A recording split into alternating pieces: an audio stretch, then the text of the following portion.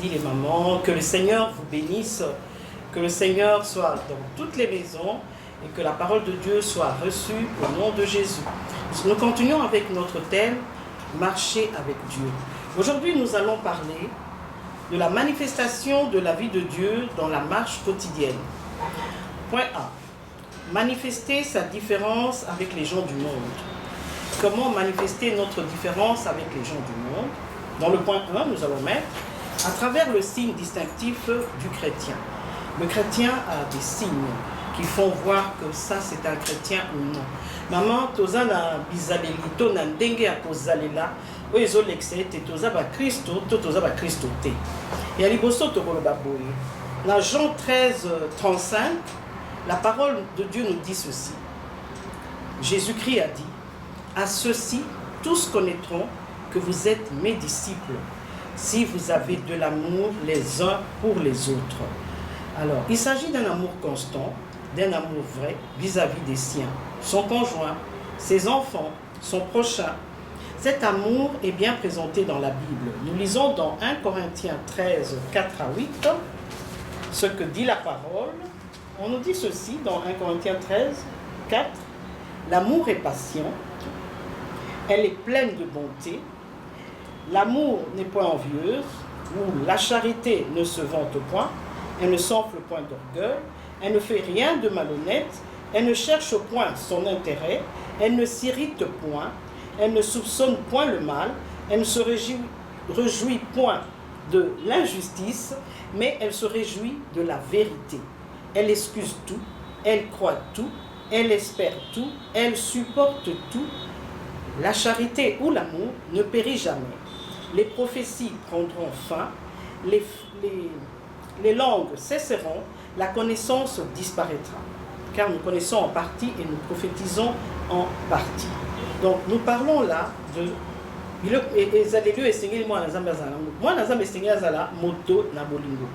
J'ai pris un exemple qui va nous aider parce que l'histoire de Michal, femme de David. La Bible nous dit qu'il y a eu un problème entre le roi Saül et l'époux de Michal. Et qu'est-ce que Michal, femme de David, fit? Elle a fait cacher son mari, elle a pu cacher son mari pour que le roi ne le tuât point. 1 Samuel 19, 11 à 12. Et cela, c'est un geste d'amour de Michal vis-à-vis de son époux, qui aurait pu être tué par le roi. Elle n'a pas eu peur du roi. Elle a préféré cacher son mari par amour pour son mari. La mère de Moïse, elle a caché son fils. Nous connaissons cette histoire. Maman ninu abolinga te ba bomeleka mwana ne mobali bo. Bible yobi na bisote Moïse azaki kitoko makasi. Ata zek ndenge nini mais aza mwana na ye. Eza déjà eloko ya zolinga motona aza oyaye. Moi oya boti akokite abwake kaka boye atika ba bomaye. Moïse mama ya Moïse abombaka Moïse. Toyebi likambo na biso nyonso. Toyebi su lisolo ya mwasi ya ndumba o bawelaka mwana. Roi na maman mosusu. Roi Salomon alobaki ete bakata mwana wana na katikati. Mais nous savons que cette femme refusa. Par sagesse et surtout par amour, elle dit qu'on ne coupe pas, mais plutôt qu'on donne cet enfant à l'autre. Je préfère que cet enfant soit donné à l'autre et que moi je perde. Mais on est en débolingo ya makasi. Bon, à préférer moi à vivre plutôt que ba bomaye to ba kataye nenge roi Salaki. Mais c'était une sagesse de la part du roi Salomon pour voir vraiment, véritablement, qui était la mère de cet enfant. Et on a vu tout de suite que celle qui n'était pas mère a décidé à ce qu'on puisse partager l'enfant. Ils ont raté maman. Au nom de quoi? Au nom de Tozo et la moine? Non. Nous lisons cette histoire dans Exode 2, 2 à 3. Et nous lisons aussi 1 Roi 3, 23 à 27. Pour ce que nous venons de dire. Nous avons encore un cas d'amour, Tabitha Dorcas. Il y a plein de cas d'amour dans la parole de Dieu. Cette parole est remplie d'amour du reste. Tabitha Dorcas, c'était une femme, disciple, bienfaitrice. Elle aidait les veuves, elle faisait des habits. Nous avons déjà parlé de Tabitha ici. Nous lisons dans Acte 9, 36, 41. Bolingonde zotindae asalandenge wana. Bolingonde zotindae akabola. Bolingonde zotindae apesa. Yonanga topesa, tokabola, tosungana. wana nde bakoyeba biso nde toza bato na Nzambe, tozo manifester, tozo ça la différence avec les gens du monde. Pour point ana ya liboso na biso ezali to lekisande to kesani na bato ya mokili. Tozo ta la manifestation ya vie ya Nzambe kati na marche na biso ya mikolo nyonso. Tozo lobela point ya liboso oyo ya différence na biso na bato ya mokili. Toza différent. To bandi na koloba ete à ceci tous connaîtront que vous êtes mes disciples. À quoi? Signe ya bolingo ezaleli na biso ndenge na biso ya kotambola. Point 2. Par le retrait total des souillures du monde. Et c'est ce bato mokili ba mona te. Biso toza suna makambo na bango te. So moninga nanga yibaka, so moninga nanga kosaka, so moninga nanga bundaka, so moninga nanga mesana kotongo. Na kolongwa place ya zana koza suna ete, je me retire de ce qui n'est pas conforme à la parole de mon Dieu. Il est écrit: sortez du milieu d'eux et séparez-vous, dit le Seigneur. Ne touchez pas à ce qui est impur et je vous accueillerai. Je serai pour vous un père et vous serez pour moi des fils et des filles, dit le Seigneur Tout-Puissant. Totangi on a 2 Corinthiens 6, 17 à 18. Eza wana nde ko kabola bana Nzambe o bani ko tambola ndenge mona Nzambe na oyo ezali nzela ya Nzambe te. Na bo baza corrompu, na bo baza makambo mabe. Soko lingo tambola malamu, il faut ko kabwana. Babi na biso était la prostituée. Atikaki prostitution na e pe akeneki kobala moto o azaki ancêtre à Jésus Christ. Total yango na Josué 2:1. Total yango sous na Matthieu 1:5. Je na kanisi émission na biso passé to lobela kiango to kozongela su wana te. Total lisusu Marie de Magdala babi azaki mwasi ya ndumba mais atikaki kindumba wana. Donc alongwe na basuyuri ya mokili. Alongwe na makambo mabe. Alandaki Yesu partout. Marie de Magdala azalaki kosunga makambo na Nzambe et pona kolakisa ete atiki wana akomi kotambola na Yesu Kristo, akomi kotambola nzela ya solo, akomi kotambola nzela ya bwanya, akomi kotambola nzela ya sanctification, pourquoi pas nzela ya sainteté. Poso ozotambola na Yesu, donc ozotambola na ndenge ya sanctification, ozotambola ndenge ya vérité, ozotambola mosika na masumu, ozotambola mosika na makambo mabe. Donc kotambola na Yesu eza kotika ba makambo nyonso ezanga tina wana. Makambo koswana, ba makambo ya bilobela, makambo ya kotonga tonga. Otambola na nzela ya bosolo, nzela ya bolingo, ozala baninga ozala bango malamu, ozala baninga ozala boyokani, ozala baninga oza moto na esengo. So bamoni basepeli, tomoni mama Kingandi esengo po soki okomika esika babi mama oyo ntango akomaka na esika eza esengo. Na point na biso ya misato tolobi boye. Par le renoncement à toutes les pratiques et au mode de vie du monde et adoption du mode de vie chrétien. Donc totiki nyonso ba pratique nyonso ezangati mokile lingi to sala bablo mususu so mwana Nzambe afungoli miso te ozokota na banzela mabe, ozokota na banzela molili, ozokota na banzela ya soni, ozokota na banzela oyo ekoki ko honorer papa na biso te. Il faut kotambola ndenge papa na biso alingi. To kotanga na Ephésiens 4:25. Et lobi na biso nyebi, c'est pourquoi je vous écris, renoncez au mensonge. Renoncer au mensonge, toki kota la sousou. Dans Ephésiens 4, Ephésiens 4, 25, et le binabiso. C'est pourquoi renoncez au mensonge et que chacun de vous parle selon la vérité à son prochain, car nous sommes membres les uns des autres. Maman, yonanga esengeli to eksara moninga vérité. Tozana lokutate. Tosala na mabe po yebi lokuta ekokomema moninga asala likambo moko ezanga tina, moninga koya na kati ya libulu, moninga asala likambo moko boye komemela ye mbeba ebele. Tozala kati na bosolo. Tokotanga lisusu Ephésiens 4:25 à 31 et lobi na biso boye. C'est pourquoi renoncer au mensonge, 26 et lobi. Si vous vous mettez en colère, ne péchez point. Que le soleil ne se couche pas sur votre colère. Et ne donnez pas accès au diable.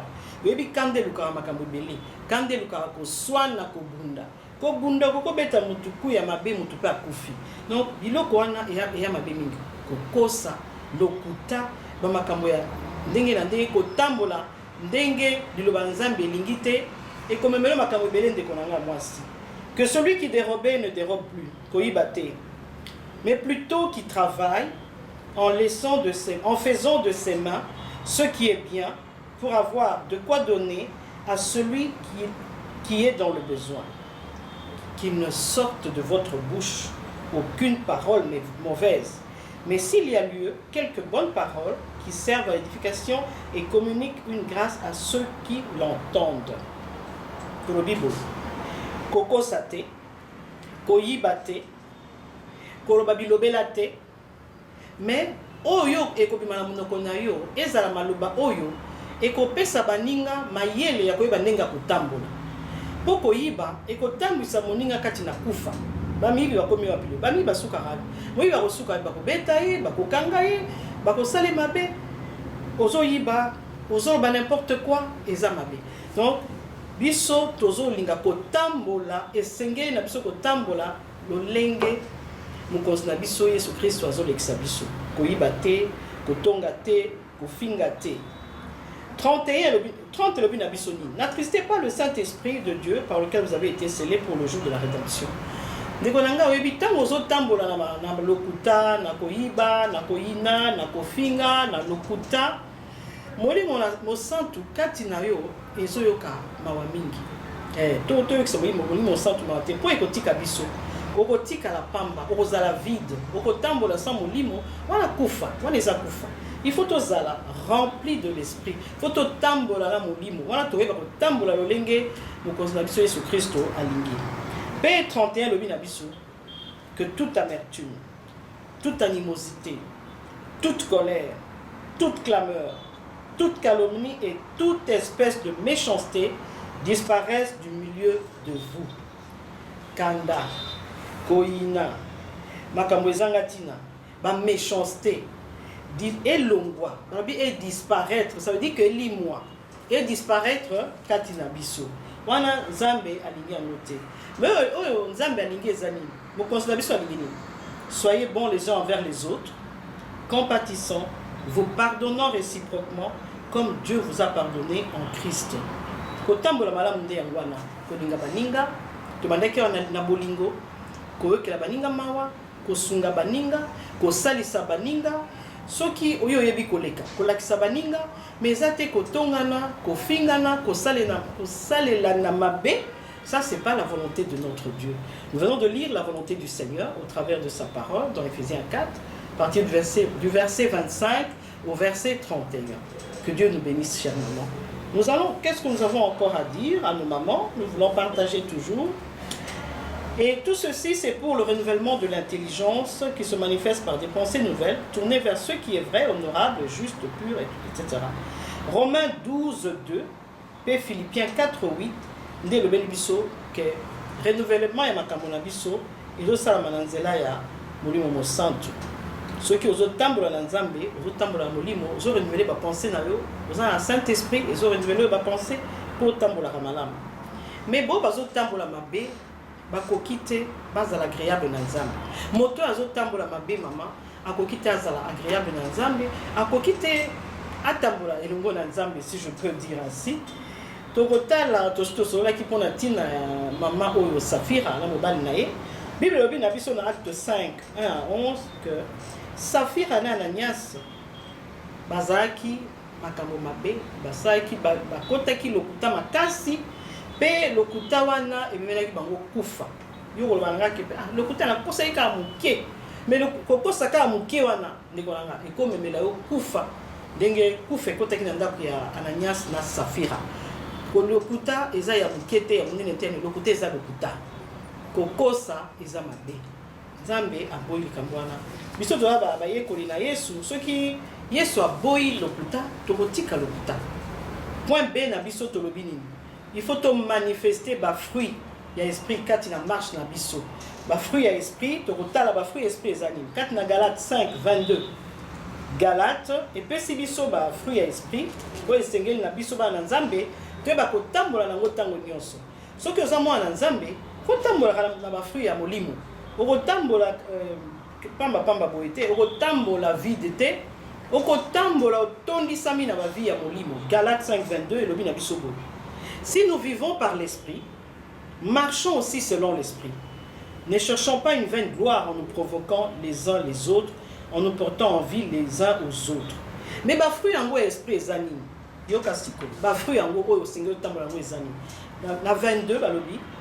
Mais le fruit de l'esprit, c'est l'amour, la joie, la paix, la patience, la bonté, la bénignité, la fidélité, la douceur et la tempérance. Moi, dans un nyonso esengeli a manifesté ba fruit wana. Oui, ba boza moto abolingo. Oza moto nesengo. Du reste, sur oza nesengo te donc oza moto na ma. Ma aller nyonso, c'est pas possible. Okoko vanda na batu te banda bovanda ki na batu. Yo zaka mama. Eza esengo te.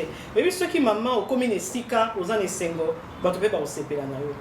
D'ailleurs, biso ba maman to bengisami to za batu nesengo. Biso soki toza na kati ya bandako na biso, toza na poto tia pesengo. To tia bolingo, to bakisa bolingo, to matisa bolingo. To pesi na bana, to pesi na ba conjoint na biso, to pesi na bao ba vandi na biso, to pesi bisika tozo sala, to pesi joie, to pesi bolingo. Tozo tambola kati na ba fruit ya molimo, ekozala malamu mingi. To tamboli kati na kimia, la paix. Toza la paix passion kati na mosala. Attends ba collègue na biso na misala, toza na patience. Attends bandako na biso, zala na patience. Obi yango papa. Dans mon clarté, mosala ya papa, zala na patience. Eza mokolo nzamba ko visiter, akopesa yepe koleka oya zana ngwana, eza pona libota mobimba, toko sepela. Patience na kati na yo nanga mama. Eza fruit moko ya malamu, eza eloko moko ya malamu. Donc bonté, ozape motema malamu. Soko za na bonté osala mutu mabeta.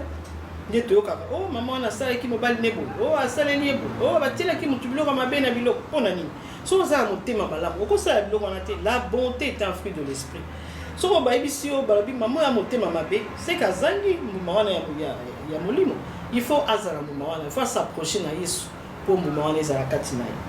Bonté, bénignité, fidélité, douceur, tempérance. Il faut toza bateau toza to bengami d'abord biso ba mama toza la fidélité makasi. Fidélité na Yesu Christ oyo azali mokonzi pe mobikisi na biso toza fidèle na makomi na ye toza fidèle na makambo ya zosenga biso na marche na biso ya mikolo nyonso toza fidèle tolanda ya lobeli biso pe na kati ya banda toza fidèle tobali oza na mobali no oza mwasi ya fidèle oza fidèle na engagement ozwa kati ya libala na yo oza mwasi ya miso ozotala gauche droite te oza mwasi ya fidèle kati ya ndako na yo eza kitoko mingi eza lokumu mais nyonso tu eza mpona lokumu na nzambe oza fidèle pe oza moto oyo ozotia bato molunge te oza na tempérance oza moto oyo balobi mama azaka moto aza makelele aza moto oza na tempérance te oyebi kokitisa moto te oyo baloba o nakomatisa nakotia pression zala na tempérance otie bato pression ya nini soki mama oza na makambo wana miyeba ete kozangi fruit wana zala tempérante zala na tempérance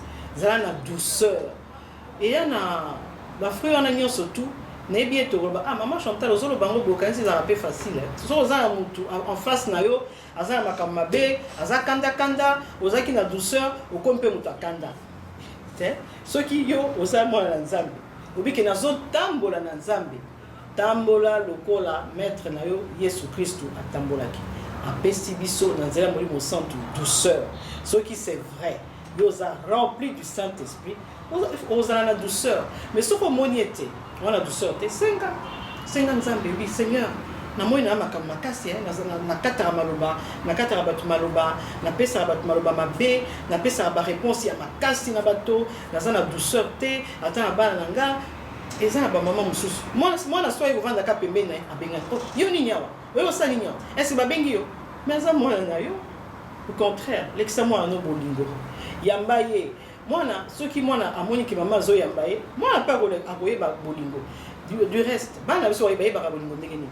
Comment nos enfants apprendront-ils la douceur ou la vérité ou la tempérance ou comme les fruits nous disent ici la fidélité si nos enfants ne voient pas en nous la fidélité, la tempérance, la vérité?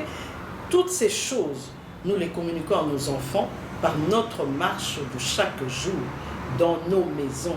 Si dans nos maisons, il n'y a que la colère, il n'y a que des éclats de voix, des voix qui tonnent, nos enfants ne vont pas apprendre la douceur.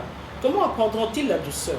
Moi, je suis un peu mère, maman, je suis dans le pété, moi, je suis le pété. Mais mingi, pour ça, moi, je suis un Yesu.